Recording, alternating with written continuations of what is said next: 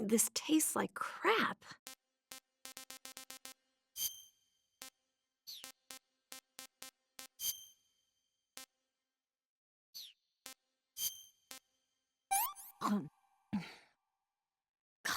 Yuck. What did you give me? I can go now.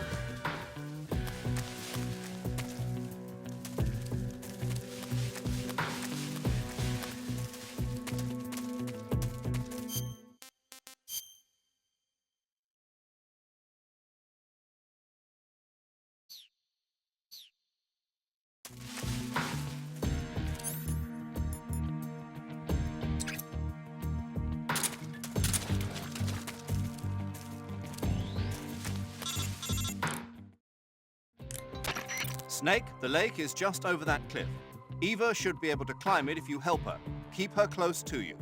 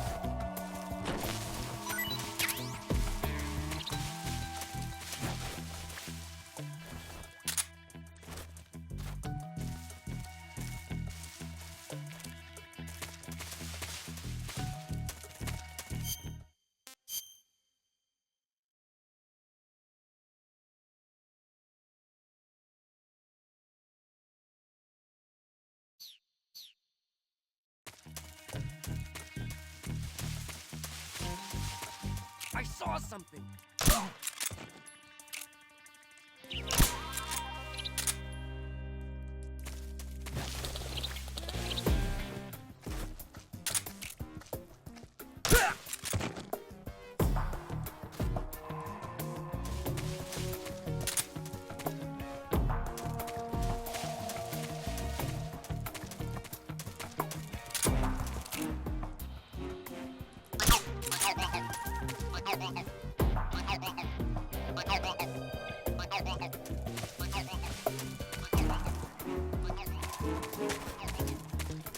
go.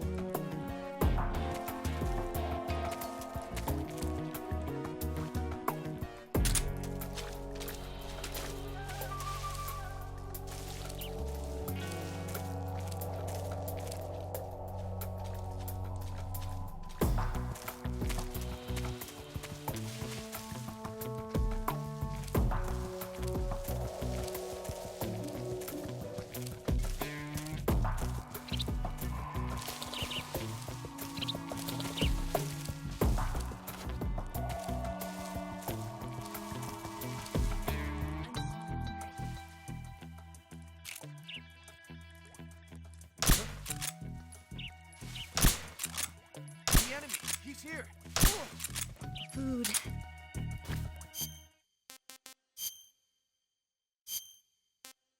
Hmm.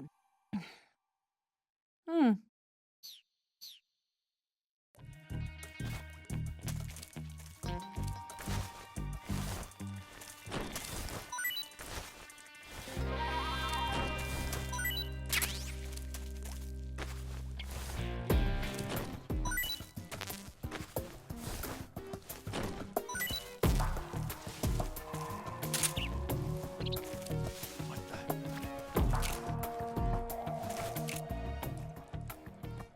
I'm seeing things.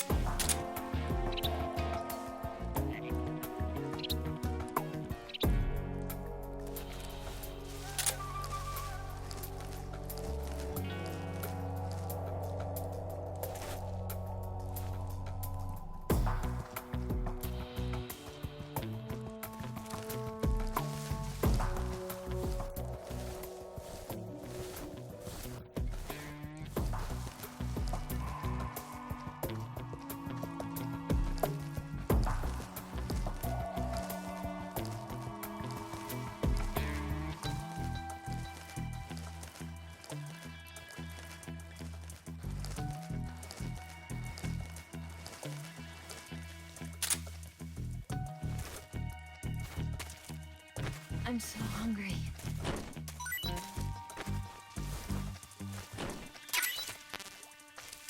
Ugh!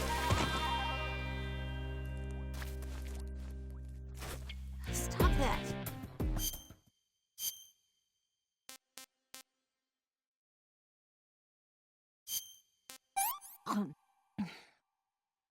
Hmm.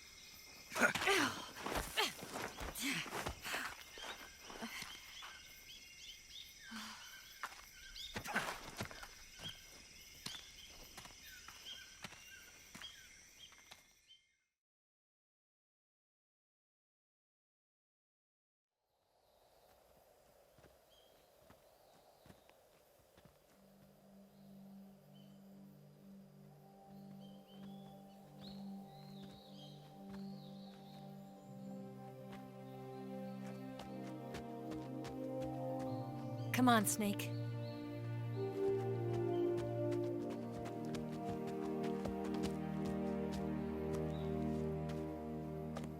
We made it. We made it. Over there.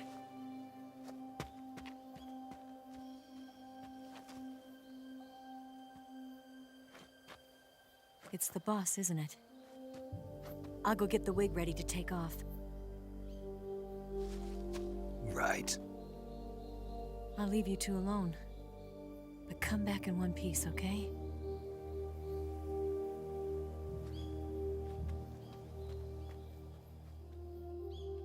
Promise me!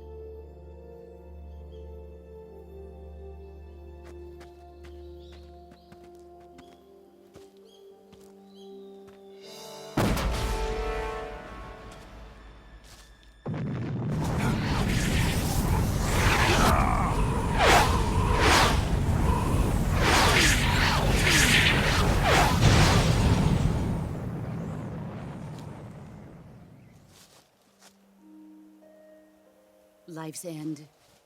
Isn't it beautiful? It's almost tragic. When life ends, it gives off a final lingering aroma.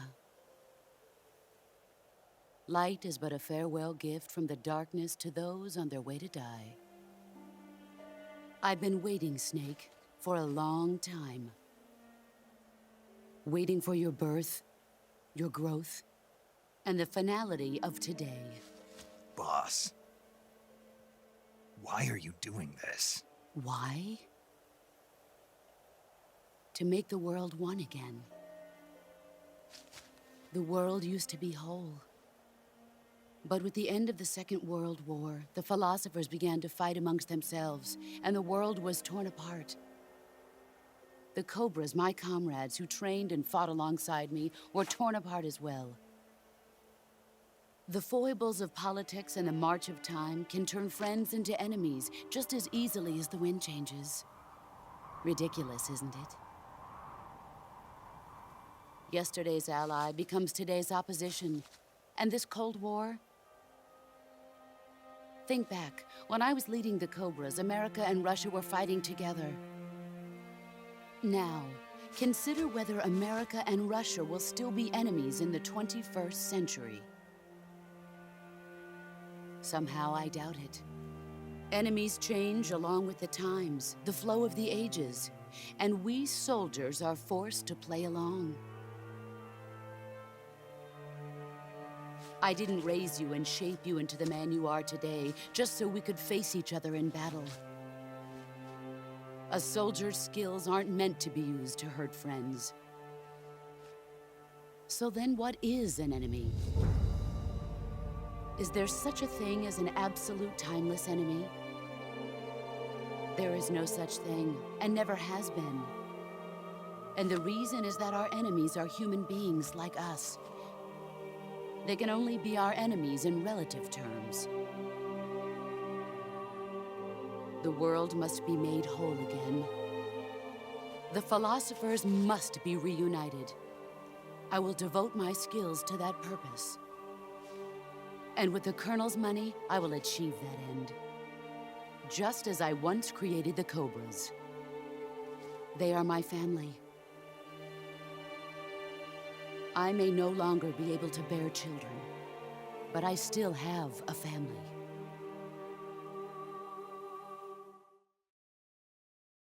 It was November 1st, 1951.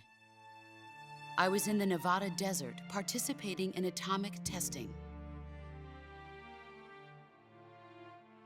The name Nevada is derived from Spanish, covered in snow, white as snow. And snow is exactly what I saw in that Nevada desert. It froze my blood white. Snake, you were an atomic test subject, weren't you?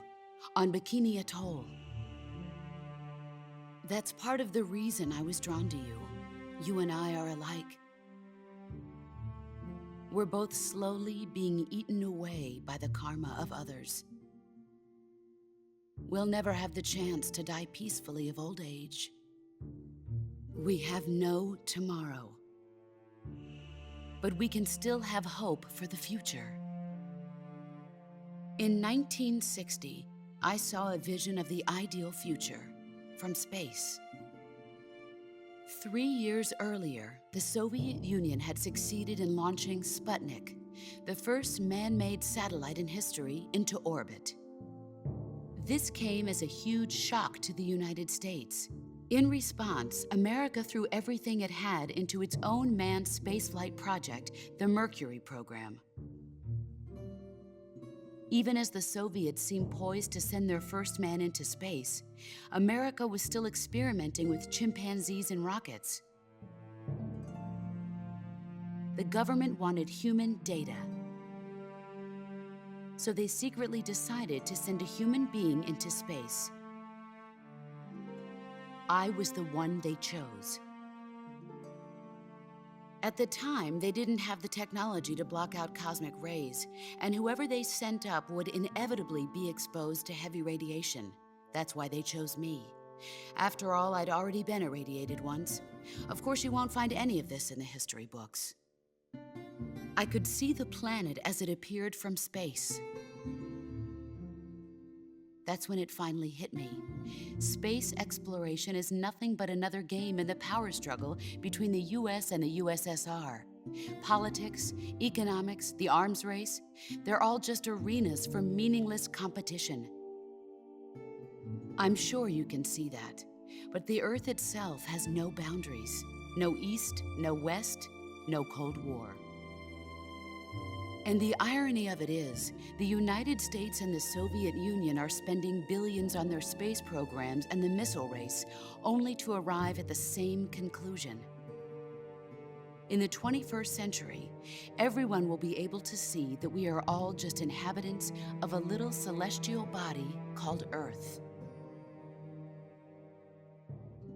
A world without communism or capitalism, that is the world I wanted to see. But reality continued to betray me. In 1961, I was sent to Cuba, to Bahia de Cochinos. It was part of a CIA-sponsored invasion under the guise of taking Cuban exiles back to their country. But the US government betrayed them. Our weak-kneed president held back their air support. Defenseless, the exiles were annihilated by the Cuban army. All I could do was watch in silence. I was set up by the very country I'd sacrificed so much for, by the very government I dedicated my life to defending. I was driven from the surface world, and I went underground. Then, 2 years ago, I faced the Sorrow, my old comrade in battle. He was my friend. But one of us had to die. I was left with no choice. The Sorrow gave his life for me. There is no enmity between us. One must live, and one must die. That was the mission. The ones who gave me that mission were the philosophers. Early in the 20th century, the true holders of power in the United States, the Republic of China, and the newly formed Soviet Union gathered together in a secret meeting that would later be known as the Wiseman's Committee. The secret pact they formed there marked the beginning of the philosophers. But the last of the original members died in the 1930s. After that, the organization began to run out of control, and the Wiseman's Committee degenerated into a mere shell of its former self. The philosophers of today have no sense of good or evil. Their influence extends to countries and organizations involved in every aspect of every war. They have become war itself. That's how they operate. The sacrifices of war cause a shift in the times. This shift leads to renewed conflict, and in turn triggers the next war. Like a nuclear chain reaction, each conflict sparks countless others, forming an endless spiral that will continue on for eternity. Do you understand what I'm saying, Snake? By consuming me and you, the philosophers intend to keep that cycle going forever. It was my father who explained all of this to me. He was one of them. You see, I am the last remaining child of the philosophers. But after he revealed the truth, my father was killed by that same shapeless, formless organization. And my father isn't the only thing the philosophers have taken from me. In June of 1944, the Cobras and I took part in the landing at Normandy. We'd been given a top-secret mission to locate and destroy enemy V-2 rocket installations. I was pregnant at the time. The Sorrow was the father. I gave birth on the field of battle. A beautiful baby boy, But my child was snatched away from me by the philosophers.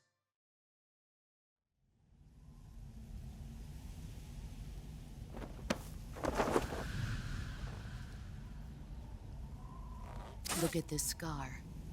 This is proof that I was once a mother. I gave up my body and my child for my country. There is nothing left inside me now. Nothing at all.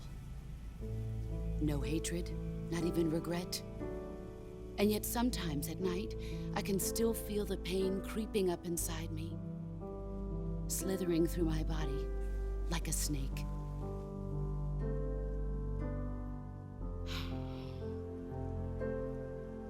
I've never talked this much about myself before. Thanks. Thanks for listening to me.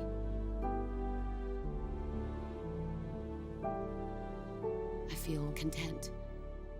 Snake, commence the operation. I raised you. I loved you. I've given you weapons, taught you techniques, endowed you with knowledge. There is nothing more for me to give you. All that's left for you to take is my life, by your own hand. One must die, and one must live. No victory, no defeat. The survivor will carry on the fight. It is our destiny. The one who survives will inherit the title of boss. And the one who inherits the title of boss will face an existence of endless battle. I'll give you 10 minutes. In 10 minutes, MiGs will come and bomb the hell out of this place. If you can beat me in less than 10 minutes, you'll be able to escape in time. Let's make this the greatest 10 minutes of our lives, Jack. Boss? You're a soldier. Finish your mission. Prove your loyalty. Face me.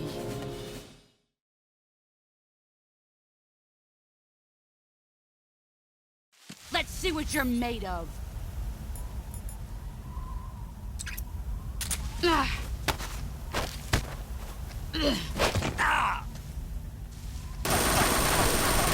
You'd better run. It's no use. You're wasting time. I found you.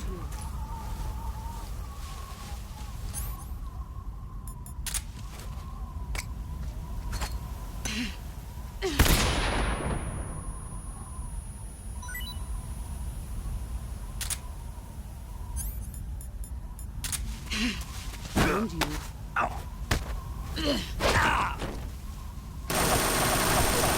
Run quick.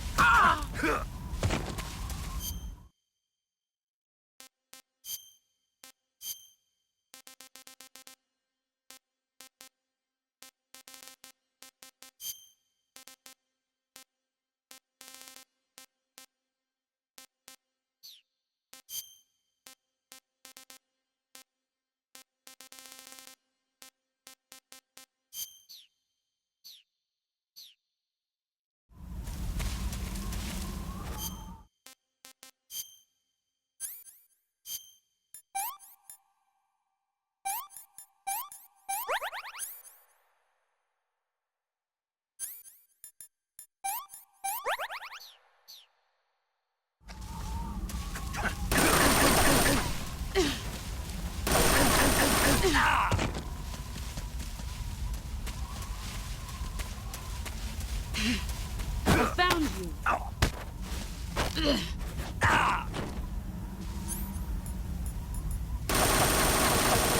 Move or you're dead.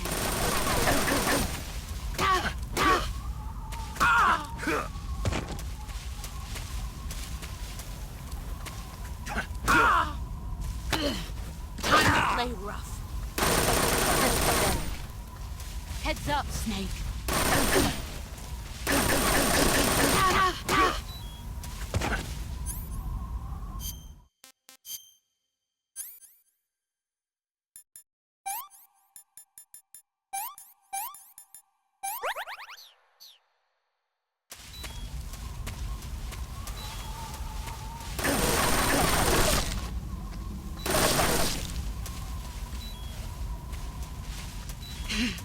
There you are.